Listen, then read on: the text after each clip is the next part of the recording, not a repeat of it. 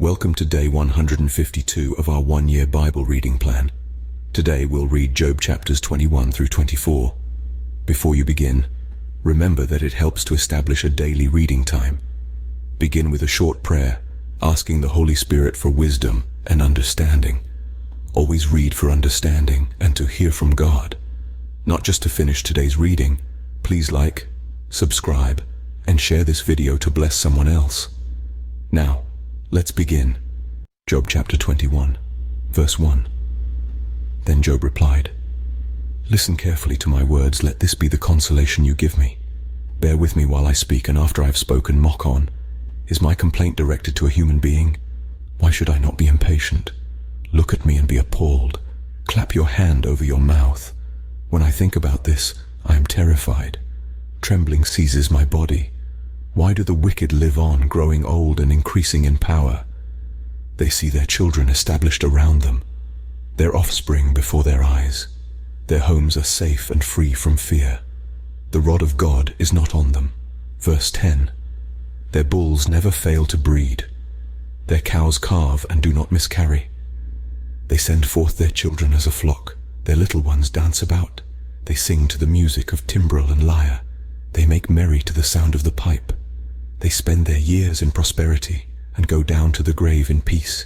Yet they say to God, "Leave us alone. We have no desire to know your ways. Who is the Almighty, that we should serve him? What would we gain by praying to him?" But their prosperity is not in their own hands.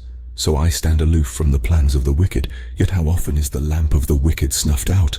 How often does calamity come upon them, the fate God allots in his anger? How often are they like straw before the wind, like chaff swept away by a gale? It is said, God stores up the punishment of the wicked for their children. Let him repay the wicked, so that they themselves will experience it. Verse 20. Let their own eyes see their destruction. Let them drink the cup of the wrath of the Almighty. For what do they care about the families they leave behind when their allotted months come to an end? Can anyone teach knowledge to God, since he judges even the highest? One person dies in full vigor, completely secure and at ease, well nourished in body, bones rich with marrow. Another dies in bitterness of soul, never having enjoyed anything good. Side by side they lie in the dust, and worms cover them both. I know full well what you are thinking, the schemes by which you would wrong me. You say, "Where now is the house of the great, the tents where the wicked lived?" Have you never questioned those who travel? Have you paid no regard to their accounts? Verse 30. That the wicked are spared from the day of calamity, that they are delivered from the day of wrath. Who denounces their conduct to their face? Who repays them for what they have done? They are carried to the grave, and watch is kept over their tombs. The soil in the valley is sweet to them. Everyone follows after them, and a countless throng goes before them. So how can you console me with your nonsense? Nothing is left of your answers but falsehood. Job chapter 22, verse 1. Then Eliphaz the Temanite replied, "Can a man be of benefit to God? Can even a wise person benefit him? What pleasure would it give the Almighty if you were righteous? What would he gain if your ways were blameless? Is it for your piety that he rebukes you and brings charges against you? Is not your wickedness great? Are not your sins endless? You demanded security from your relatives for no reason. You stripped people of their clothing, leaving them naked. You gave no water to the weary, and you withheld food from the hungry, though you were a powerful man, owning land, an honored man, living on it. And you sent widows away empty-handed and broke the strength of the fatherless." Verse 10. That is why snares are all around you, why sudden peril terrifies you, why it is so dark you cannot see, and why a flood of water covers you. Is not God in the heights of heaven? And see how lofty are the highest stars. Yet you say, "What does God know? Does he judge through such darkness?" Thick clouds veil him, so he does not see us as he goes about in the vaulted heavens. Will you keep to the old path that the wicked have trod? They were carried off before their time, their foundations washed away by a flood. They said to God, "Leave us alone. What can the Almighty do to us?" Yet it was he who filled their houses with good things. So I stand aloof from the plans of the wicked. The righteous see their ruin and rejoice. The innocent mock them, saying, verse 20, Surely our foes are destroyed, and fire devours their wealth. Submit to God and be at peace with him. In this way prosperity will come to you. Accept instruction from his mouth and lay up his words in your heart. If you return to the Almighty, you will be restored. If you remove wickedness far from your tent and assign your nuggets to the dust, your gold of Ophir to the rocks in the ravines, then the Almighty will be your gold, the choicest silver for you. Surely then you will find delight in the Almighty and will lift up your face to God. You will pray to him and he will hear you, and you will fulfill your vows. What you decide on will be done, and light will shine on your ways. When people are brought low and you say, lift them up, then he will save the downcast. Verse 30, he will deliver even one who is not innocent, who will be delivered through the cleanness of your hands. Job chapter 23, verse 1.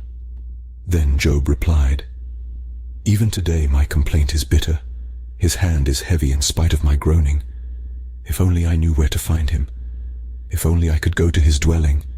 I would state my case before him and fill my mouth with arguments.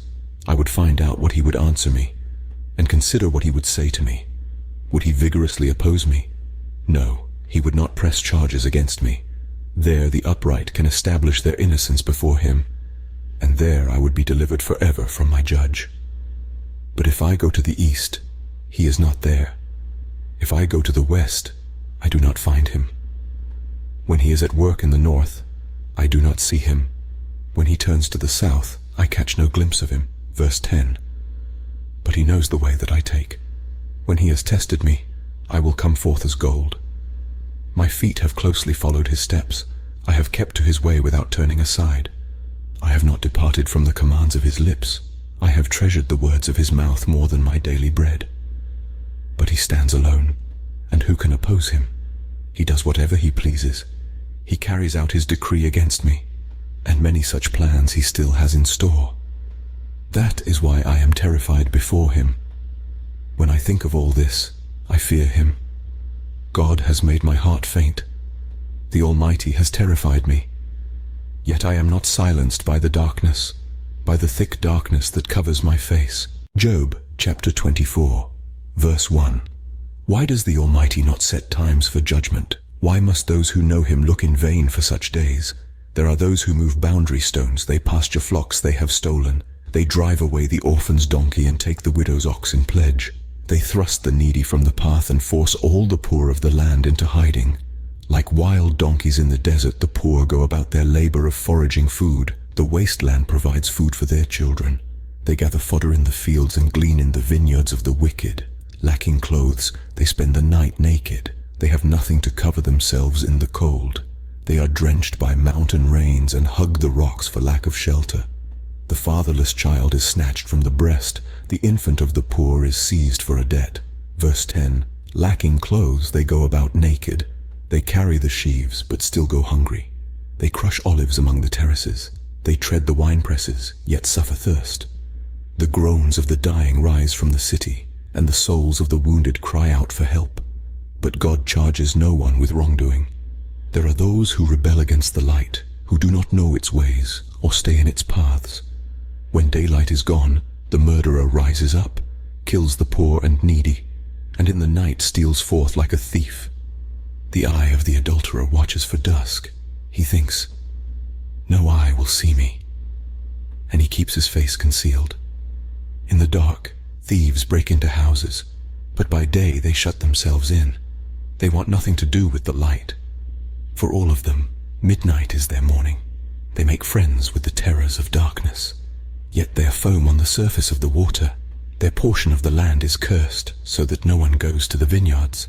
As heat and drought snatch away the melted snow, so the grave snatches away those who have sinned. Verse 20. The womb forgets them. The worm feasts on them. The wicked are no longer remembered, but are broken like a tree. They prey on the barren and childless woman, and to the widow they show no kindness. But God drags away the mighty by his power. Though they become established, they have no assurance of life. He may let them rest in a feeling of security, but his eyes are on their ways. For a little while they are exalted, and then they are gone. They are brought low and gathered up like all others. They are cut off like heads of grain. If this is not so, who can prove me false and reduce my words to nothing? This concludes Job chapters 21 through 24 for day 152. We hope you are enjoying these daily videos.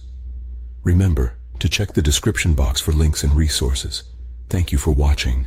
Please like, share, and subscribe. Your support helps spread God's word to reach more people on YouTube. We'll see you in the next video for our day 153 reading.